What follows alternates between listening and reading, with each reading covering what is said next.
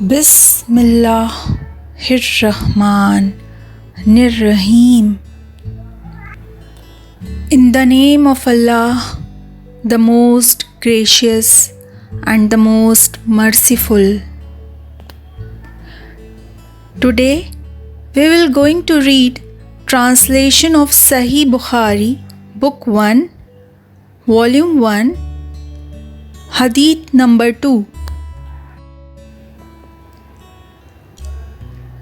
Narrated by Aisha radiallahu ta'ala anha, the mother of faithful believers.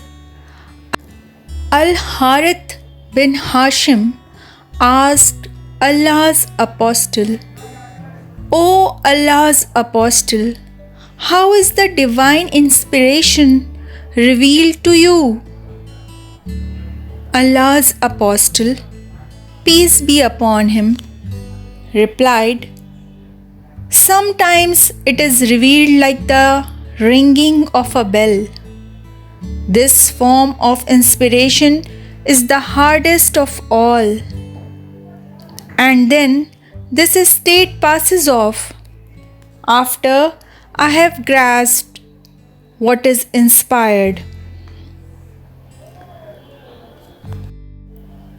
Then Allah's apostle, peace be upon him, said, "Sometimes the angel comes in the form of a man and talks to me, and I grasp whatever he says."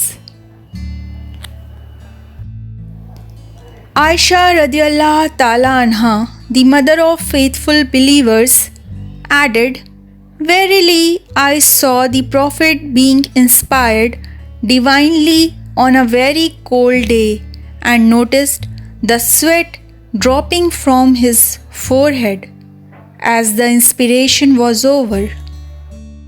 So this was the second hadith of Sahih al-Bukhari, chapter number 1, and the chapter name is Revelation.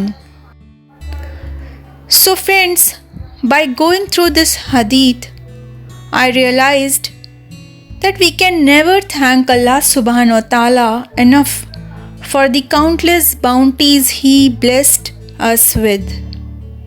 He has blessed us with the holy book Quran Kareem and a hadith to understand and to follow Islam.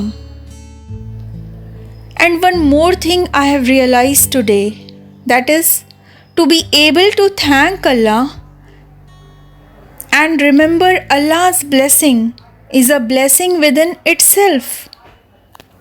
Alhamdulillah.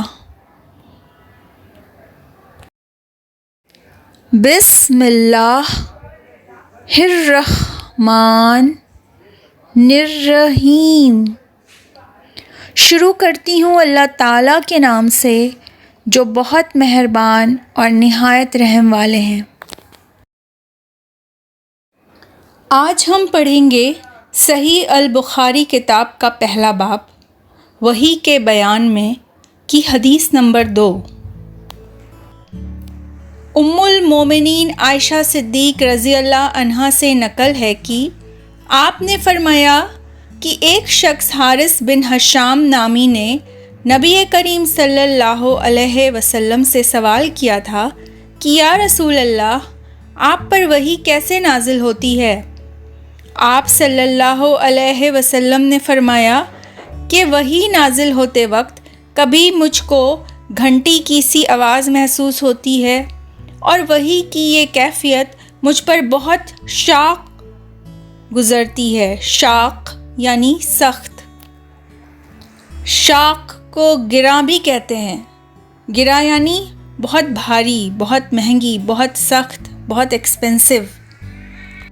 پھر نبی کریم صلی اللہ علیہ وسلم آگے فرماتے ہیں کہ جب یہ کیفیت ختم ہوتی ہے تو میرے دل اور دماغ پر اس فرشتے کے ذریعے نازل شدہ وحی محفوظ ہو جاتی ہے، اور کسی وقت ایسا ہوتا ہے کہ فرشتہ باشکل انسان میرے پاس آتا ہے اور مجھ سے کلام کرتا ہے، بس میں اس کا کہا ہوا یاد رکھ لیتا ہوں۔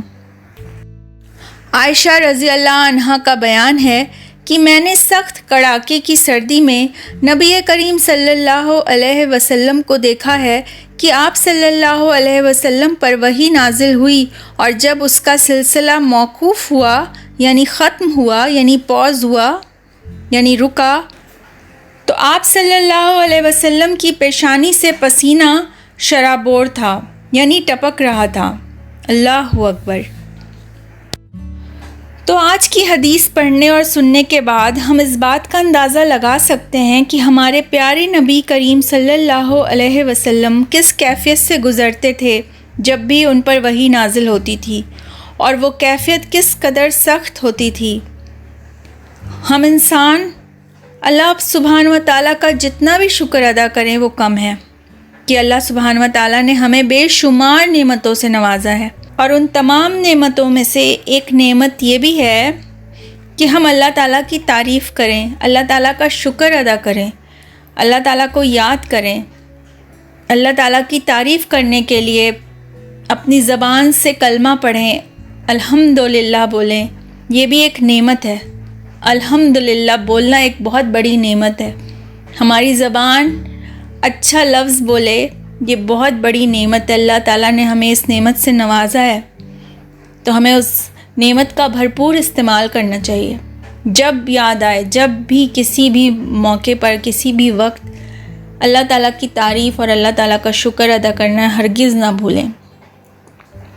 انشاءاللہ تعالیٰ بروز جمعرات بعد مغرب پھر حاضر ہوں گی آپ سب کے ساتھ بات کہنے کے لیے اور حدیث نمبر 3 پڑھنے کے لیے۔ تب تک اپنا خیال رکھیے۔ السلام علیکم۔